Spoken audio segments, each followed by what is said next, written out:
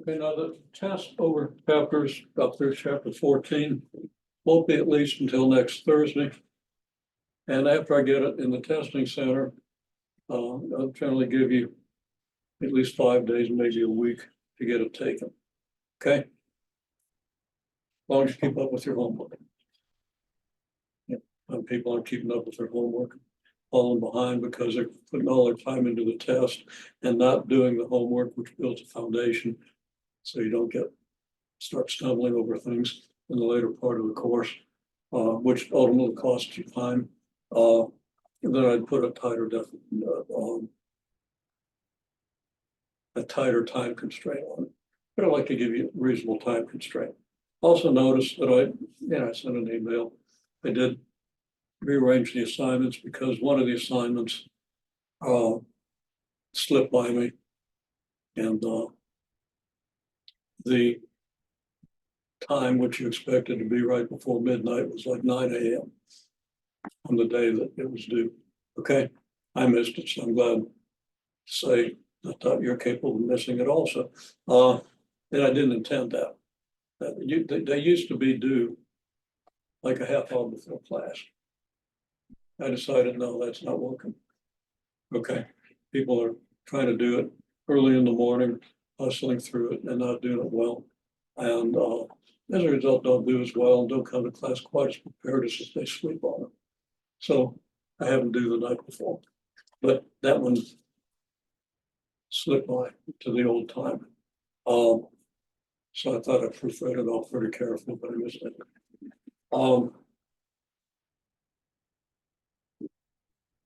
As a result, you've got 3 assignments due before next Tuesday. Okay, and I scheduled them to give you the maximum flexibility. And I didn't schedule them all on the same day. So to put them all on Monday, you would have waited until an hour before midnight and started them all. Okay, well, no, I think y'all are smarter than that. And have better work habits than that. But I made them do on Saturday, Sunday, and Monday. Okay. I would get working on them much earlier than that. Like right away. Okay. Now Tuesday, I will take some time to do a quick review. Chapter 14, the test is going to be on Thursday. Another reason it's not going to be till Thursday, other than that glitch in the schedule, is that this computer and the whole system I'm working on is scheduled to be changed tomorrow, right around noon. Okay, which means I got to have everything backed up, all my passwords. Although I'll still access my passwords, but I'm used to anytime anything changes in a computer system that doesn't work for a month. Now, apparently this has been done. I think I'm the last person that's getting this done because my setup's a little more complicated, but that, of course, has a way of throwing in the monkey wrench. Okay. But I'm told that everything should work very smoothly. We should get it done in like a half hour tomorrow. So we're scheduling it to start around noon. And I've got everything cleared out through midnight. Okay. Of course, the technician, the computer guy who's going to do it isn't going to be here past 3:30. So that should be plenty of time to either get it working or revert. This computer is starting to get really weird. But so far it's worked. It's been a little aggravating, but it's worked. One thing I can't do right now is I can't download my Zoom files. I just started Monday this week. But this download, if they download, but then they don't get converted to MP4 files. And that's something that's going on in the network. So that should go away. In the meantime, I'm linking the Zoom videos. Of course, the Zoom videos are, they get deleted in a year. So if anybody wants to look at them after that, not what anybody should, but anybody wants to look at them after that, they aren't there, which is why I put them on YouTube. Okay. Also, all my fans around the world need to see them, and they're really getting restless. There have been several insurrections overseas over this. Americans are a little slow, but I expect, I don't know what's going to happen. Might start at the courthouse here, I don't know. Seriously. Just wanted to let you know what's going on. Okay. And again, there's so many glitches going on. And knowing that there are delays, I haven't yet looked to see how you do your homework, even though it only takes about 30 seconds once I'm into the system. But how did you do on the homework in 14.1? Did you get that? Any problem? I think that's an easy assignment. You said 14.1?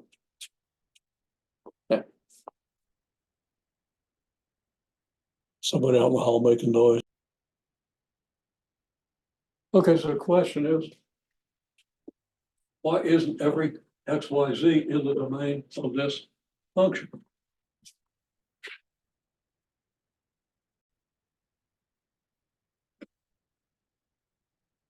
Okay, so the domain of this thing, what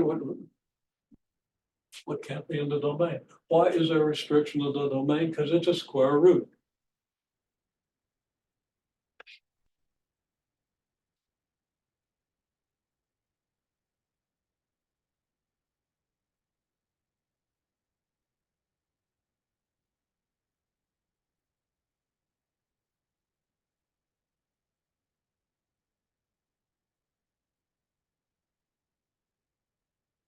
X squared minus y squared plus z squared has to be greater than 0, greater than or equal to 0. Okay.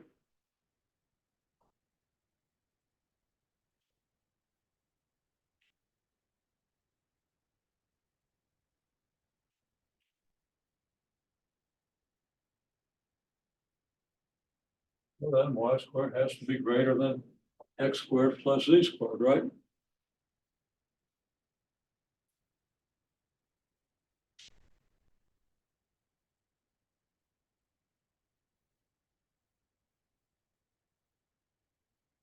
Let's just pick a value of y and look at what happens in a vertical plane from which every point has that value of y.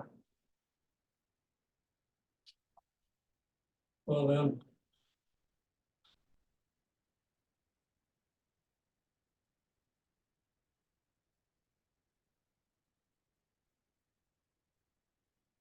x squared plus z squared is less than or equal to y squared, right? Now, where's x squared plus z squared?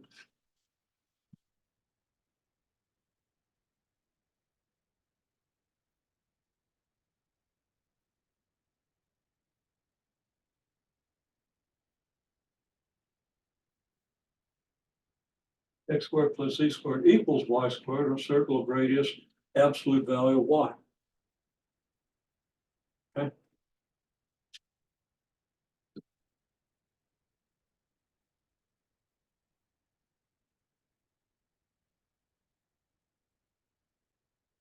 In a plane, y equals constant. Well, this means since the thing that determines the radius is the absolute value of y, if we're talking about a circle here of radius, absolute value of y, well, whatever the absolute value of y is, we're going to have a circle here in the vertical plane. We're also going to have a circle over here. And the same vertical plane. I'm not going to indicate the whole plane. It's got to be the same size as that one. Okay. So it's going to look something like this and this. Now, as y gets bigger, what happens to the radius of the circle? Well, it gets bigger. Okay. What happens if y gets twice as big? Well, the radius of the circle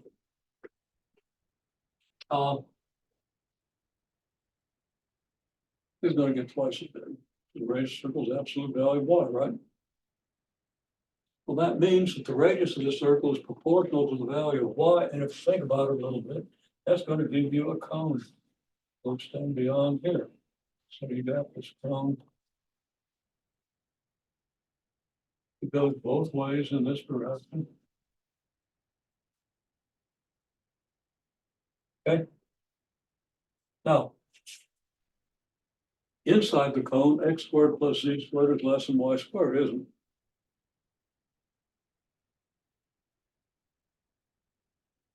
Because inside the cone, you're on a circle in a vertical plane for y is constant. And you're closer to the center than you are when this thing's equal. Okay? So x squared plus z squared is less than y squared inside. So both the surface and the interior of this cone are not in the domain.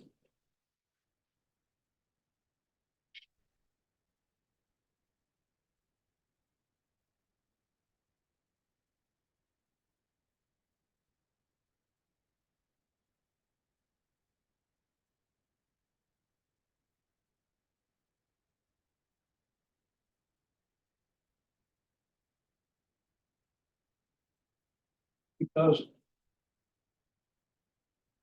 I said not in the domain. Um,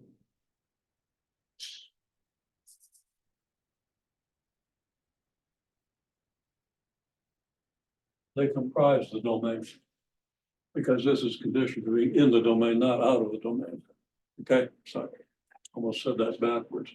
So you can't be outside. So this function can only be defined within that cone.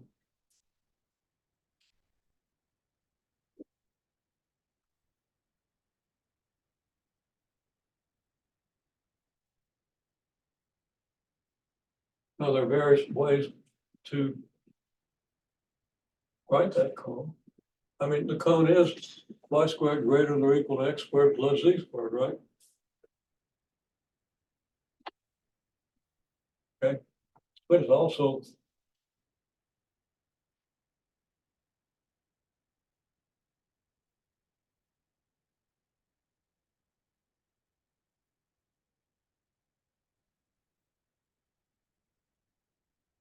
absolute value of c less than or equal to y squared minus x squared. And where's y squared minus x squared constant? Well, that's hyperbola, right? So I think how that hyperbola would fit in. Well, if you cut this thing with a plane like this, you're cutting a cone with a plane parallel to the axis, and you're getting a hyperbola, two branches, one here, one over here. And if you didn't understand that, go back and look at that picture right at the beginning of discussion of quadric surfaces. Okay. You got a cone. Now the cone isn't oriented horizontally, it's oriented vertically, and you cut it like this. And you get, okay. Then you get perpendicular like this, and then one down below. Okay. Make sense? Well, make sure you can visualize that. Make sure you understand that classification in conic sections. Okay. Or maybe it's not a hyperbola, maybe it's a parabola. Think about it. Okay. But a parabola doesn't have two sections, so it isn't. And think about that. Think of it. 22. It should still be fresh. Okay.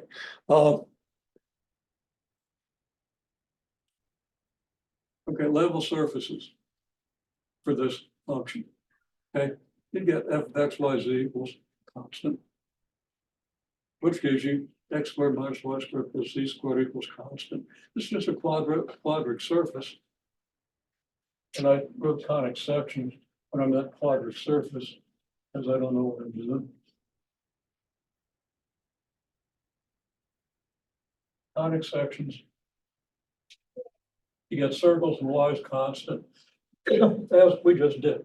We assume y is constant, get a circle of radius y in the y equals constant plane. And it's symmetric because of all the squares, everything is symmetric with respect to each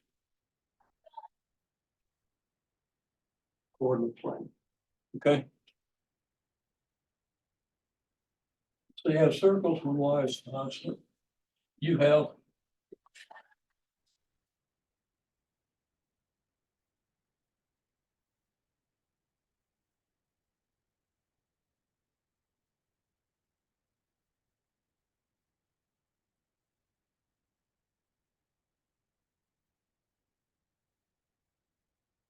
you have hyperbolas where x is constant, y is constant.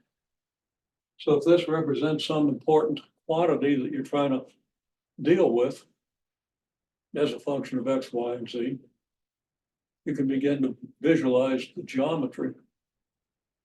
You can visualize the surfaces, quadratic surfaces, in this case, where this function takes that value. And you can visualize what happens if you change that value by a little bit. What happens to that quadratic surface? Okay, for quadratic surface, well, your hyperbolas are going to get changed a little bit. Then you're going to get a surface that lies outside of the previous surface, and you can think about the surface that's bounded by the two. So a simple example is if you have a sphere, which you have, if this is plus, then you'd have spherical surfaces where the function is constant, okay? So your surface for the constant equal to 14, that's 16, would have a sphere of radius 4, right? If your constant is 36, your sphere would have radius 6. It'd have a spherical shell between here and here, which would represent something that's symmetric with respect to x, y, and z and rotations. Because no matter how you rotate your coordinate system, that sphere is still the sphere x squared plus y squared plus z squared equals whatever the constant is, right? Think about it. Okay. And you just gotta work through problems of that nature. Now, in 2 dimensions, it's easier. This is called a level surface. Okay.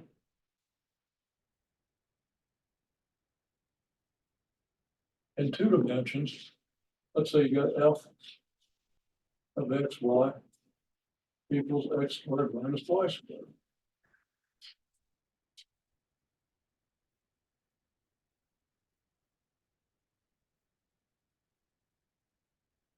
We got x squared minus y squared equals c. So you got x squared over, I'll write it this way.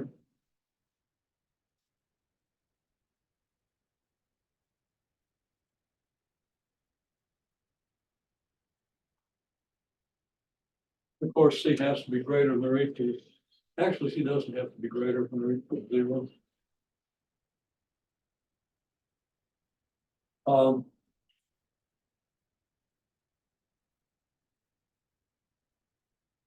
Because c is less than 0, the minus and the plus change.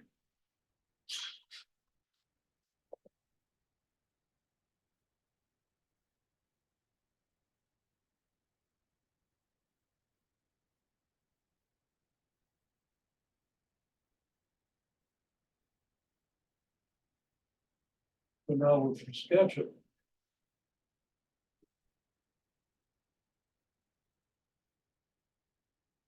We have a square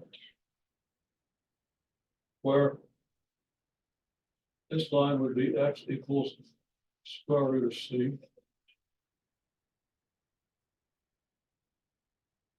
And when I wrote this, it needs to be, should be minus square root of negative c.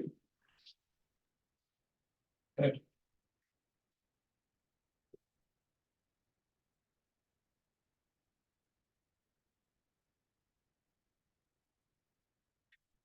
So put absolute value signs around c. We got the line y equals the square root of the absolute value of c. Down here, y equals negative square root of the absolute value of c. Now, if c is positive, then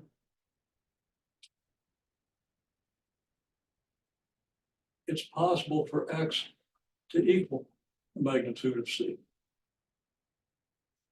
Okay, not possible for y to equal the magnitude of c because you have the -1 here and so forth. So you could have this point. And this point.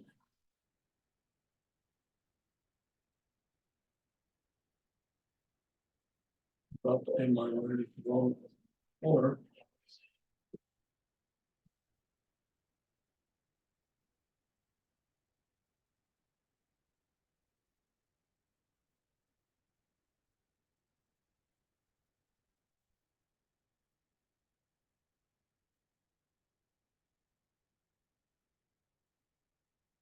This is a level surface, f of x, y equals c. For c greater than or equal to 0. It's a hyperbola opening for positive x. X can be as big as you wish.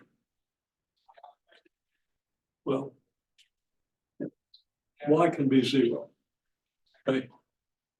Maybe I said that wrong. Y can be 0 because then you have a positive equal to positive. She's greater than or equal to 0.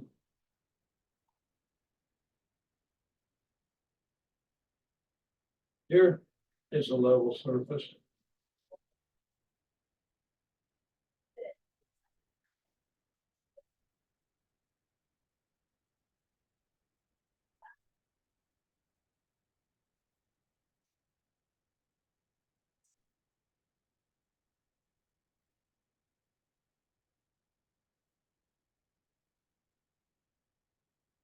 C less than 0 because if C is negative, then x squared minus y squared is equal to a negative number.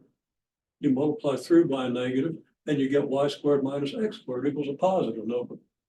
And y squared minus x squared equals a positive number. Give you a hyperbola that opens like this. And you've got to understand your conic sections pretty well. You know, this should be second nature if you know your conic sections. If not, be aware that you need to brush up on them to understand a lot of what we're doing. Although you can still do a lot, you're not going to understand everything unless you understand the conic sections reasonably well. Okay, goes back to the pictures I gave you. Goes back to that rectangle and the diagonals. Draw the ellipse inside, draw the hyperbola outside, in the one of two ways that makes sense: opening right and left, opening up and down. Heck, yeah. There we go. Okay. Make sense? And then parabolas, which are easy to understand. It's like a six part graph. But you got focus and directors and all that stuff. Okay. Yeah, that's important in many aspects of engineering. Because they arise just a whole lot. And ask your engineering professor if he agrees with my statement. And come back and tell me if he doesn't. And I'll go straighten it out. No. He knows what's important in engineering. Much better than I do. Okay.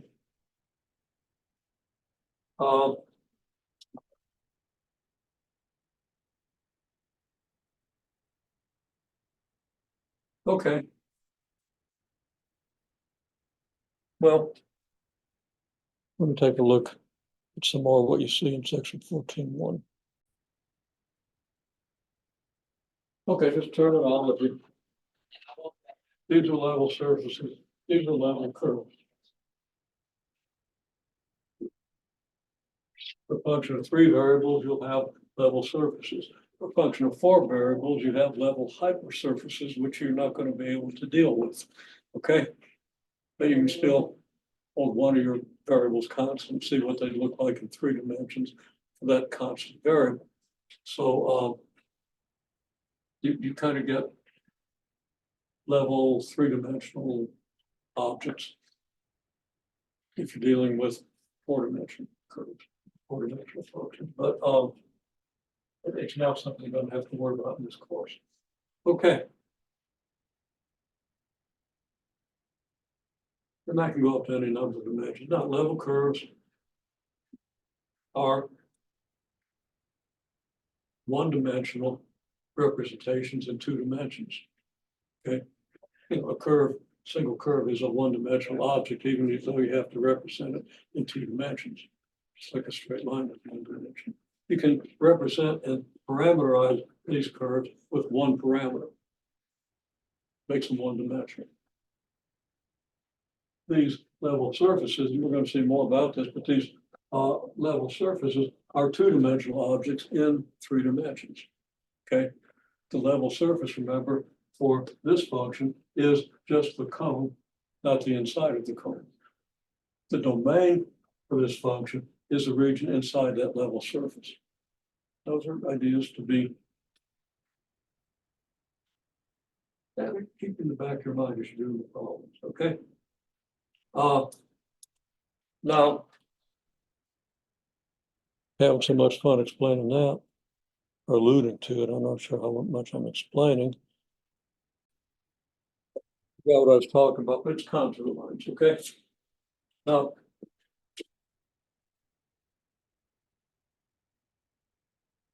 this would be a single level curve. Your contour lines would just be the level curves for a bunch of different values of C, right? So as C gets bigger, what do you have?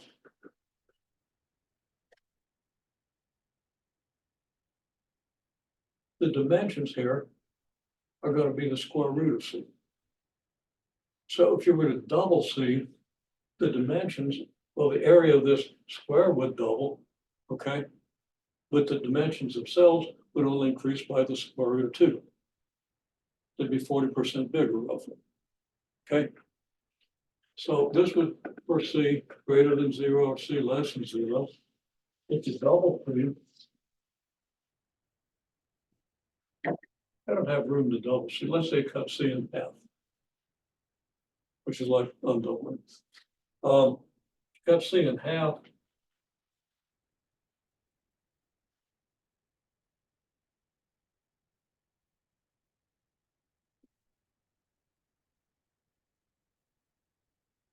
Then you still have the same asymptotes. But you're going to get closer to them faster. Because the asymptotes are going to be inside of this curve, but you're going to have vertices here and here if C is greater than 0. So I'm not going to distinguish colors here, just here and here if C is less than 0.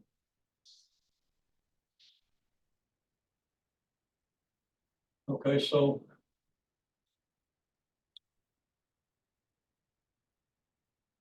and I said level surface, I used the wrong word. Started talking about level surface. It's a level curve. Put the right word in here.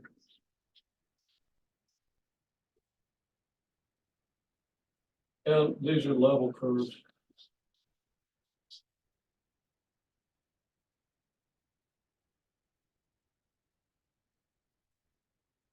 For C over 2 in blue. And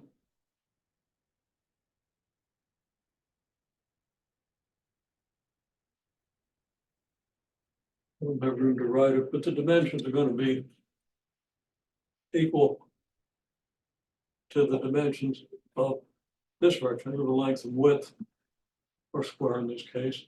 But they're going to be divided by the square root of 2. So they're going to be about 70% the dimensions. So this is going to be about 70% as wide as this. And that's kind of a decent representation. And this square will have half the area of the big square. So you can imagine what happens as C keeps shrinking. These squares are going to shrink down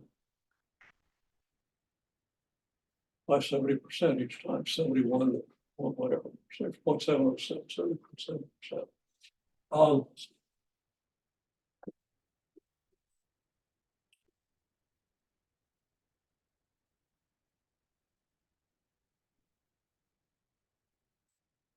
I'm gonna have something. Go a little further with this.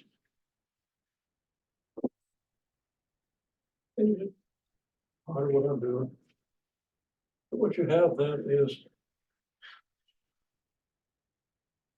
a square. And then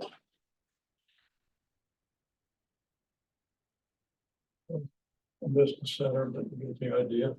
Then about 70% of the dimensions, which would be maybe about here. And then 70% of that dimension might be about here. So that this is about halfway here. This is about halfway here. Didn't quite make it. 2 more steps will be down here. And then the step in between will be here.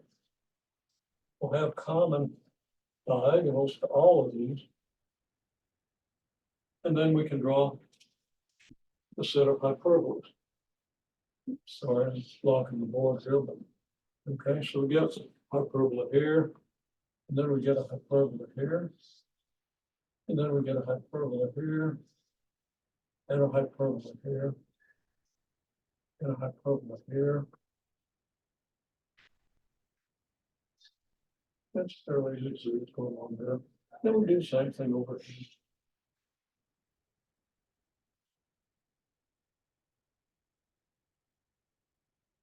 Might come a little better. Because I can see what I'm doing. But there's your picture.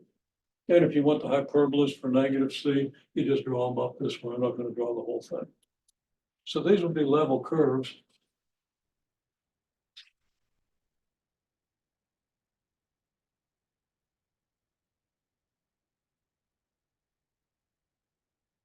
F of x, y equal to x squared minus y squared.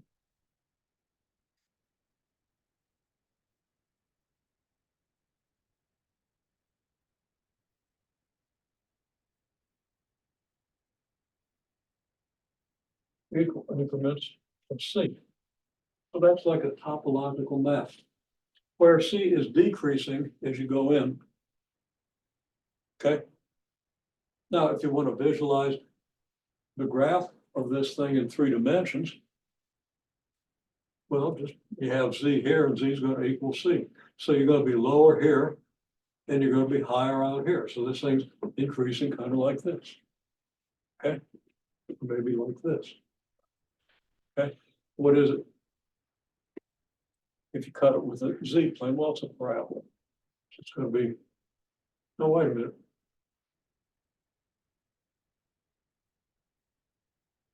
If you hold y equal constant, you get x squared equals C. You know, that's a parabola. X is the square root of C. No, but it's probably opening this way, which is what I was saying. Because these contour lines keep getting further apart, it gets less steep in the Z direction, the surface above it. Does that make sense? I mean, you know, practice reading contour lines. Okay. Contour line for sphere, well, you've seen it in text.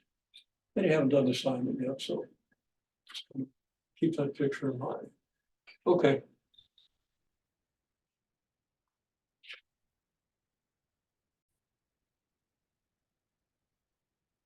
Another beautiful explanation wasn't recorded, but I'll kind of summarize it quickly. If you have f of x, y equal 4x squared minus y squared, that changes things just a little bit. Because when you rearrange the equation of the level surface, you get a 1/2 here. And that's a straightforward rearrangement of a conic, which you should have done quite a bit of in prerequisite courses, but stuff's getting left out sometimes, and not necessarily follow your instructor either, especially if you took it here, because everybody makes the best decisions they can. Okay, I don't disagree with anybody's decisions, even if it's different than mine. Okay. Because everybody got good reasons for what they do anytime we discuss things. Okay. We have different ways of emphasizing things. So in any case, all this does is takes this picture, but where this line would be like y equals square root of C, and this one y equals negative square root of C, assuming C is positive. And I say C greater than 1. is gonna be positive. I can see red or equal to 0. So you can take the square root.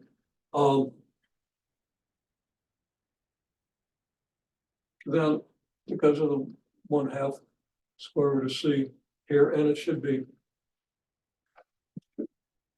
square of 1/2 square root of c. And the square of c over here. No, I have them squared over here. I'm not sure I have it. Always need to check. Okay. All this does is changes your picture where your dimension here is half of your dimension here, and your asymptotes are steeper. But it looks almost identical, and you can always go down to 1 over the square root of 2 times the dimensions and do a bunch of nested rectangles here and get a picture very similar to this. Every 2 steps, you're going to cut the rectangles in half. Going to cut the dimensions in half. Everything's going to go twice as close to the axis. Okay. Bunch of different ways of saying that. And you should sort that out. Okay, now what if we do f of x y equal x squared minus 2x plus y squared? Okay. That does change something, but not as much as you might think. Well, the first thing is this equals already x minus 1 squared plus y squared. Now, I'm not going to go over the details of completing the square. It's something you should have known for years. And should have used a lot in calculus 1. Doing some of the integrals. It's been a while since you had calculus 1. Not going to review that, but it's a standard and simple procedure. Okay? You just got to do it right. That's really easy to do for this one. When you get this, all that does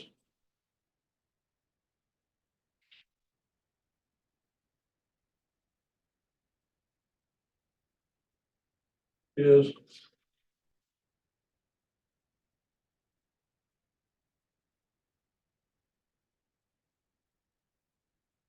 it takes this picture, or actually be this picture. Okay. You've replaced x by x minus 1, which means that x has to be 1 unit bigger to give you the same numbers, which shifts everything 1 unit to the right.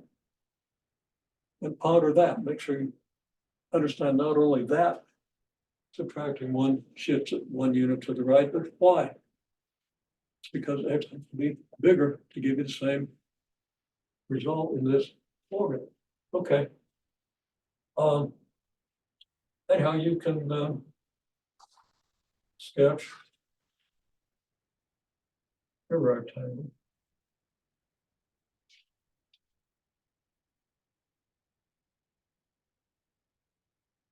I'm going to let C be less than or equal to 0 for this one, because I don't have any room off to the right here. Okay. So what we have is, again,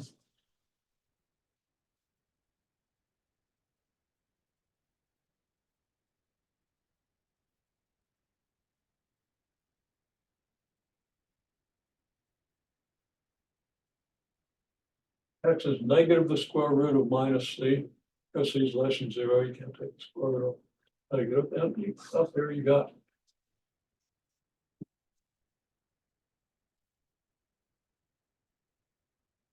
y equal to square root of c, and down here you got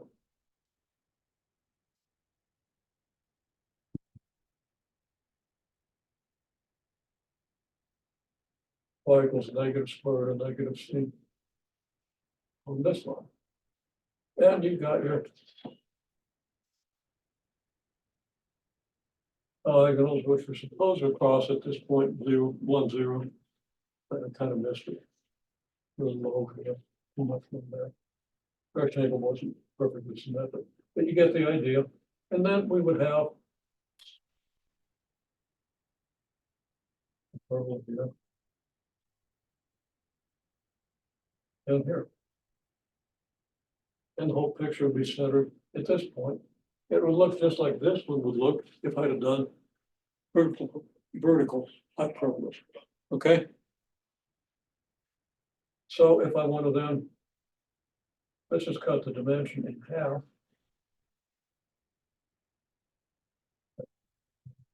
And then, do the geometric mean between here and there. Which would be like so. So we ended up looking something like this. Where we'd have a hyperbola here. Or half of a hyperbola, half of a hyperbola here, then the other half. Here and here, so that picture just shivers. You see at least one problem where you got to complete the square of both x and y. But I think the coefficients of your x squared are 1 in both cases, which makes it really easy to complete the square.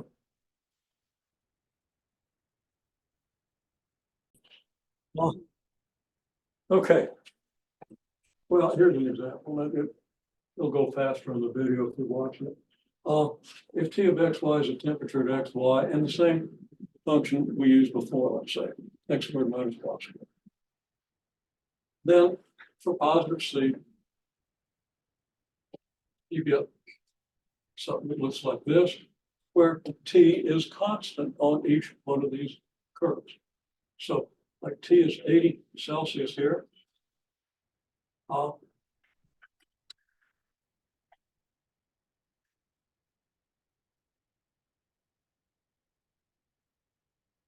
Okay, look, I might have bad numbers here. So quickly, but let's say t is 40 Celsius here, 56 Celsius here. I actually think it ought to be 56 here. So, but principle is still the same. Okay. If you're at this point, in what direction does heat flow? Okay, well, it flows toward cold, out toward cold. Okay, there's more energy here, it goes toward a state of less energy. There's a lot of profound implications of that for least action and all kinds of stuff, but that's kind of intuitive. That should be so. Okay. If it's hot on this side of the wall, colder on this side of the wall, and this side of the wall is going to get hotter. As temperature heat flows this way. And this side will tend to get cold, right? And it's like it's hot outside, what's going to happen inside? It's going to get warm. Through the walls and windows especially. Okay, so heat flows hot to cold. It's going to be in the shortest path between your level curves. It's not really the shortest path. Turns out the path that stays perpendicular to these curves. Okay, it's not really shortest path. There's a little curvature to this path, but intuitively it flows in this direction. And we'll work out the rest of those details when we get the machinery to do gradients and stuff. Gradients nothing to be scared of. You got x squared minus y squared. Take the derivative with respect to x, multiply by I. Take the derivative of y, multiply with respect by j, and that tells you kind of the direction it'll go at this instant. Then it's on a different curve that you might not see, and it's going to go in the direction of that curve. It won't quite be a straight line, but we'll work out the equation of that later. Okay. I mentioned this because there's an example. And it's a really good example of where your level curves are important. It tells you how heat's going to flow in a two-dimensional surface. If you got 3 dimensions, well, it flows between. I said, yeah. It's a 3-dimensional object. It's going to flow between your level surfaces. It's going to stay perpendicular to your level surfaces. And then, of course, as it changes, the level surfaces change because your temperatures all change. It's really neat. Not that hard to understand if you think about it. So I think it's a good idea to start thinking about it now. So when we actually do it, it's less of a shock. And you understand what all the manipulations are telling you.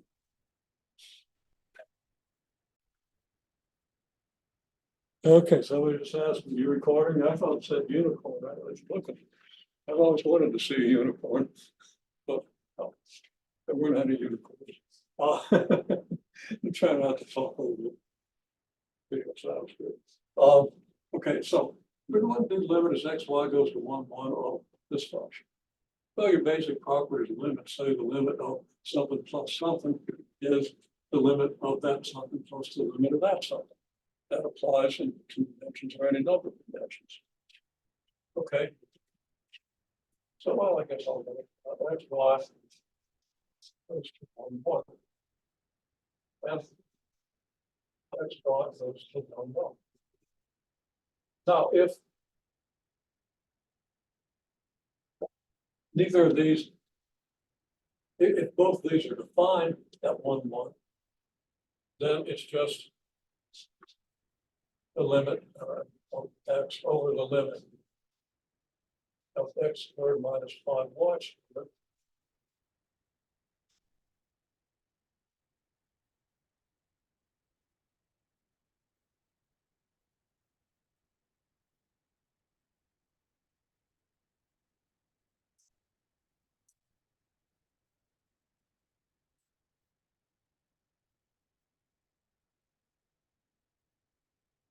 Where x squared minus 5y squared can't be 0. If your denominator limit can't be 0. Okay. Now in this case, xy goes to 1, 1, so the limit of x is 1.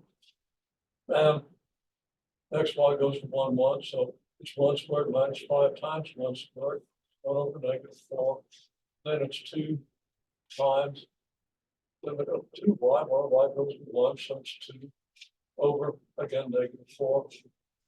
Okay. So this equals -5/4.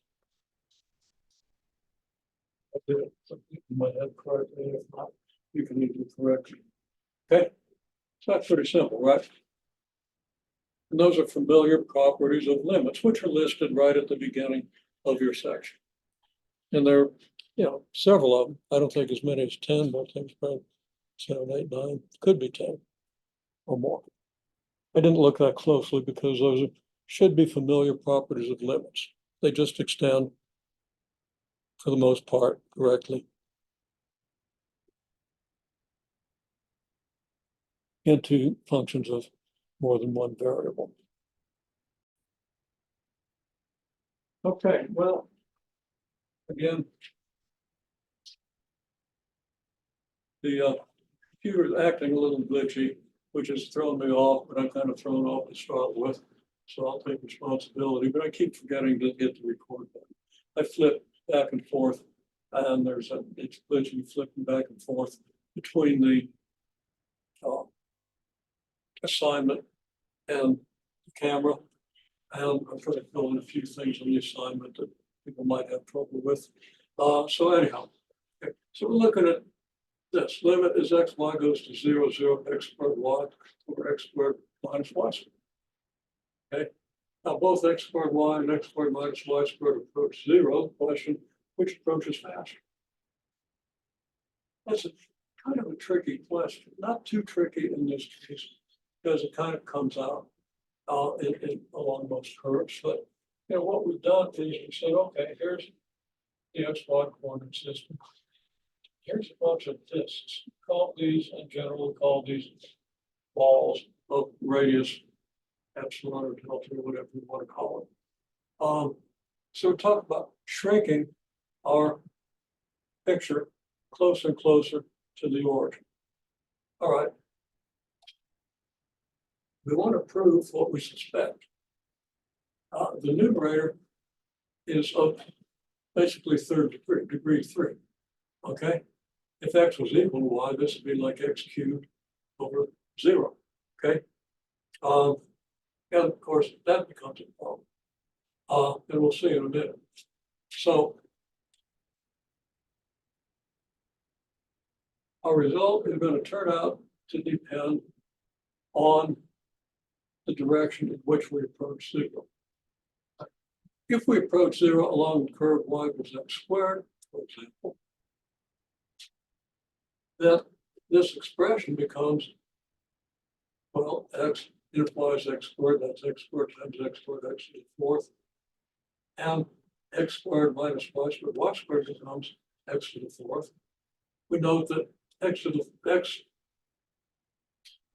squared minus x to the 4th is pretty much just x squared. If x is small, close to 0, because the fourth power of something close to zero is much tinier than the square of something close to zero. You should understand that in no ways. If you don't, ponder it, please. Okay, so it turns out then that x squared y over x squared minus y squared is pretty close to x to the fourth over x squared, which is just x squared along the curve. And as xy goes to 0, 0, then simply x goes to 0, 0, and the function goes to 0. Now you might ask, okay, what if we do the curve y over x squared? And the reason we choose this curve is that this curve levels off so that as you get closer and closer to 0, y is much closer to 0 than x is, and becomes kind of infinitely so. So it makes it kind of an interesting way to approach 0. Okay, well, you also could do y equals x squared, and you could do that yourself, but you see that you'd have, again, x equals y squared. It'll give you like y to the fifth in the numerator, and x squared minus y to the fourth in the denominator, and it would be like y to the fifth over y squared. Now, it'd be y to the fifth over y to the fourth, but that's still going to be like y, it's still going to approach 0. On the line x equals y, what do you get? Along the line x equals y, the denominator is always 0, and the numerator never is. Now, numerator is going to be like in the third power of x, or the third power of y, whichever you want to choose. The denominator is going to approach 0. So does that give you a limit of 0? It looks like the denominator always being 0 and the numerator always being greater than 0. You're not going to be able to approach 0 along this line. Well, you can check that out.